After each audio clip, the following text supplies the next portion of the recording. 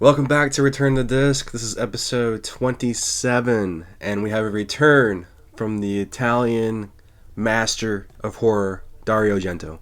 A serial killer who preys on prostitutes sets his sights on Diana. As he pursues her, he causes a car crash in which she is blinded. In the other car, a 10-year-old named Chin loses his entire family. Despite Diana's blindness, she resolves to take Chin in, but the killer is still on the loose.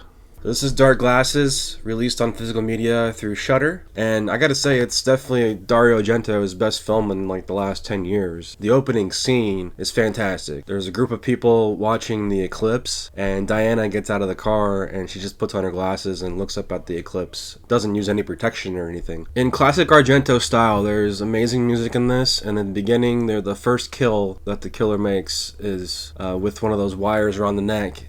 And of course, it kills the woman out of the bushes. But it's very gruesome, it's very gory, very much like a giallo. That leads us to Diana with her next client, an older gentleman paying for her services.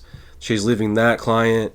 She ends up being chased by the killer who killed the lady in the bushes earlier. And that leads us to this massive car wreck where Diana becomes blind, and she needs to go through this whole reconstruction and rehabilitation service, leading her to be trained and have a dog companion, all while taking care of this 10-year-old kid whom she feels responsible for because she got in a car wreck and his family ended up dying. So you have a lot of dynamics here in this 88-minute film. You know, you don't expect Tenebrae, Suspiria type level, Deep Red type level giallo here, but it's definitely a nice return from the master. Now, as far as this Blu-ray from Shudder, there's one special feature, a behind-the-scenes look at Dark Glasses, which is pretty cool. Not too long, but it's definitely better than not having anything. But the video quality is really good.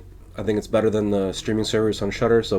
But if you have Shudder, it's on there. I love that Shudder puts out a lot of their movies on physical media. What do you guys think of Dark Glasses? Let me know below. First box, I'm not sure what it is. Let's find out. Oh, from Fun City Editions, it is Party Girl. Party Girl. Nice artwork here. It's Parker Posey. Fun City Editions always has amazing packaging. And the embossed letters there on the side as well. Nice slipcover. Looks like the original poster.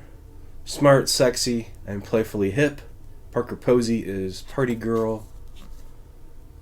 Loaded with special features here. This is a 4K restoration from the 16mm original camera negative, so it's going to look amazing. Can't wait to dig in here. Looks like a lot of the special features are new interviews. Oh wow, we got a nice little booklet here. Back, very cool.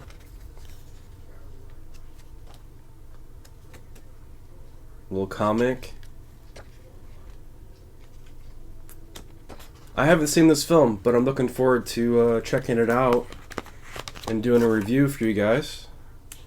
But have you guys seen Party Girl? Let me know below in the comments. Picard Season 3 is out, but Patrick Stewart is a bad guy in Green Room. After witnessing a shocking crime, a young rock band is unexpectedly thrust into a life-or-death battle to escape the clutches of a diabolical club owner, played by Patrick Stewart, and his ruthless henchmen in this white-knuckle thriller. Written and directed by Jeremy Saulnier. Green Room. Green Room also stars Anton Yelchin and Ingmar Poots.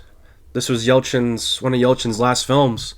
And I gotta say, it's one of his best films. Anton Yelchin's rock band, they're going on a little bit of a tour throughout these mini clubs. They end up on this club that's kind of grungy and run down. Turns out the owner is a neo-Nazi, played by Patrick Stewart, in a role that he is just brutal. He's not Professor X here at all. He's the opposite. So these rockers end up being trapped in this room, and it becomes an escape room type thing, sort of a Die Hard aspect where the band's got to escape from being hostages, and Yelchin gets like his arm almost cut off, and we're not sure if he's going to survive or not. There's that aspect. Then he takes in friends with Ingmar Poots, who is a veteran of this club and kind of knows the ins and outs and who to trust or don't trust, but can you trust her? So they're kind of trying to get out of this room for a long time, and then while they're trapped, there's these dogs that go after them. There's all of the henchmen. It becomes sort of like a video game type thing. Can you survive?